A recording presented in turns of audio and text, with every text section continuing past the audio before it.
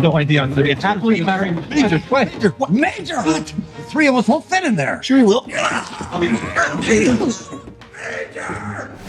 The Fifth Element wasn't a typical sci-fi flick. It had flying taxicabs, special forces, and a 400-page script. These are 15 weird facts about The Fifth Element you didn't know. And as a bonus, I'll share what exactly happened to Luc Besson's wife. So sit back and let's rewind time. Number 1. When Luc Besson first pitched the idea of The Fifth Element, his first choice for the role of Ruby Road was completely different. He had the rock star and singer Prince in mind for the role, but the singer declined. Besson stated that Prince couldn't fit filming into his touring schedule, yet there was something far more that kept the rock star from joining the cast.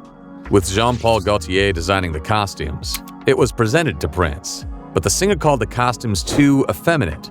Gaultier, infuriated by the comments, even told Prince, "Fuck you."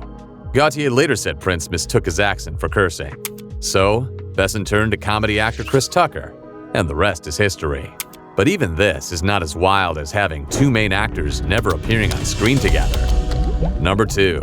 Despite Bruce Willis being the hero and Gary Oldman the villain, the two actors never met on screen. Corbin Dallas and Zorg never shared a single scene, while still creating one of the most unique cinematic rivalries ever seen. This was intentionally planned by director Luc Besson, using cinematic effects, with misdirection and near misses that kept on building tension for the audience. In fact, it was later revealed that by the time Oldman started filming his role as Zorg, Bruce Willis had already wrapped up his part of the film. This was one of the masterpieces that made Luc Besson a genius. But not just any genius, one that created his own language. Number 3. Lei minchi dunde no mane ideo che non lo tu na diva jaknan ku. Luminale che t'arriva la mine c'è e patte se bat. Known as the Divine Language, Luc Besson wanted something that felt authentic and new for Lilu. By the time she was resurrected, she was speaking the language fluently. Yet getting there wasn't easy. Despite Mila Jovovich already being fluent in 4 different languages, both she and Besson spent hours rehearsing and learning the new language. The two even spoke and wrote letters to each other using it, which is why it seems so natural on camera. At least it didn't take as long as writing the script for the movie. Number 4. Before entering the world of lights and cameras, Luc Besson was a young teenager with a dream of becoming a writer. He never envisioned The Fifth Element to be a film, first believing that it should have been a novel. The teenager began writing the script at the age of 16, spending about a decade to perfect it and get the characters on point. It was left dormant for the better part of 2 decades before finally being revived to create the movie. But turning this long novel into a script failed severely. Number 5. When Besson finished his novel as a teenager, the script was roughly 400 pages long. No one would take on such a massive undertaking, believing that each page of script was equal to 1 minute on screen. This would have meant a running time of nearly 6.5 hours if the full script was used. Besson also wrote another 180-page script, which he wanted to use for a sequel, but even this eventually failed. By the time the film was released, large chunks had been cut, and it was reduced to a running time of just 126 minutes. At least some of the original collaborators returned for the 1997 production. Number 6.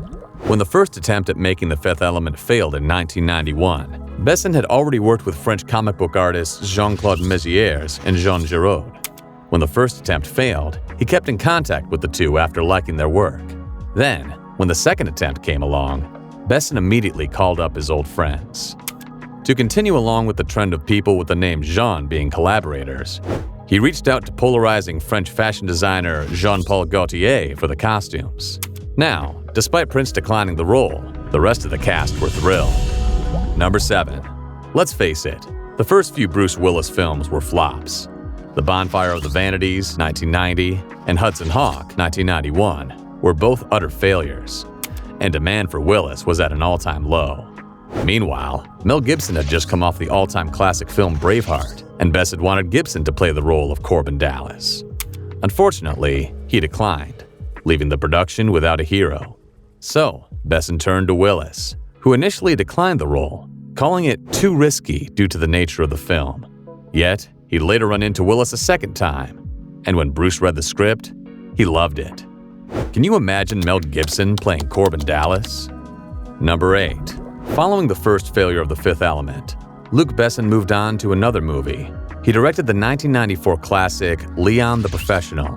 Meanwhile, he was still obsessed with The Fifth Element, continuing to refine its script, which also trimmed down some of the budget. Thanks to the success of Leon, Columbia finally agreed to fund the next version of The Fifth Element.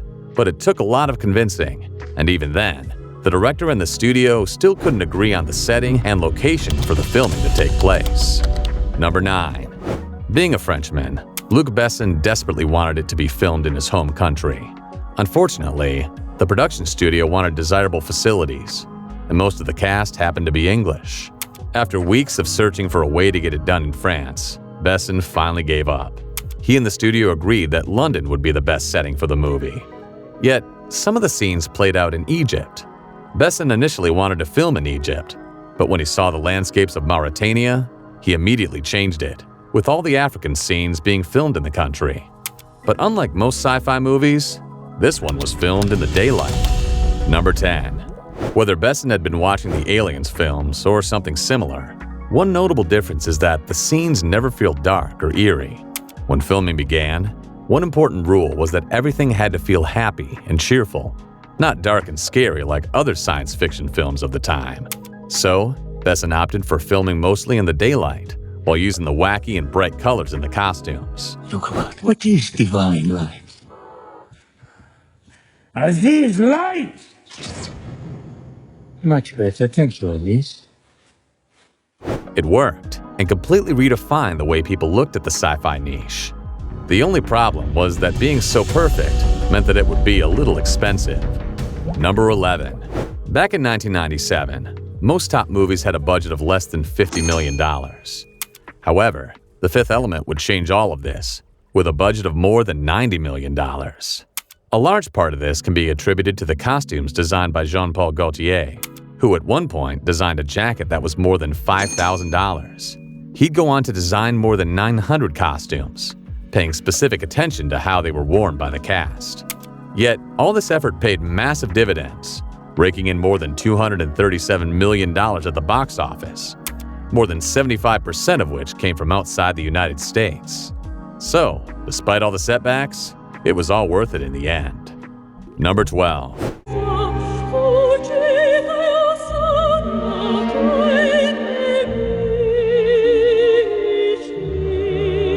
There's something about the Diva dance that just draws you in and makes it feel like an opera singer from the future. But getting there was a massive frustration. Soprano opera singer Inva Mula was dubbed to sing the song, but upon rehearsing, she found one problem that had to be pointed out to composer Eric Serra. She mentioned that it was impossible to sing as it was written, suggesting that the changes of notes were too fast. To compensate for this, she would sing one note at a time, and it was later digitally put together to get the sound you see in the movie. Number 13.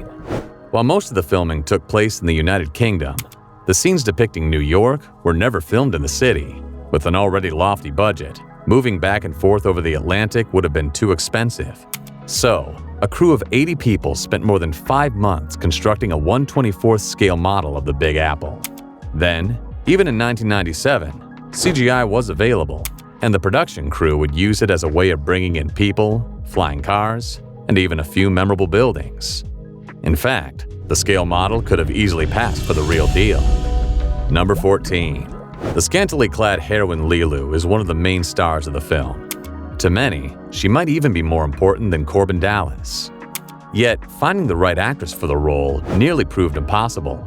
In fact, more than 8,000 actresses auditioned for the role, with Besson personally seeing the auditions of almost 300. When Mila Jovovich did her audition, the director immediately fell in love with it, and immediately chose her to be his lead heroine. But their affection eventually ended the marriage of the director. Number 15. When one of the main actresses left the production, Besson cast his wife, Maïwenn Lebesco, as the alien Diva Plava Laguna. She'd be an actual star in the film, and with the voice of a real opera singer, it proved a massive success. Yet, midway through the shoot, the close connection between Besson and Jovovich became apparent, and he'd leave his wife to take up with Jovovich. The two would marry the same year the film was released, yet they divorced soon after filming The Messenger, the story of Joan of Arc, together. It was quite the ride for the Fifth Element to make it onto the big screen, with tons of unique editing and even fancy gadgets. Yet none of them would inspire intelligence agencies around the world as much as MacGyver. Check out this video to find out why.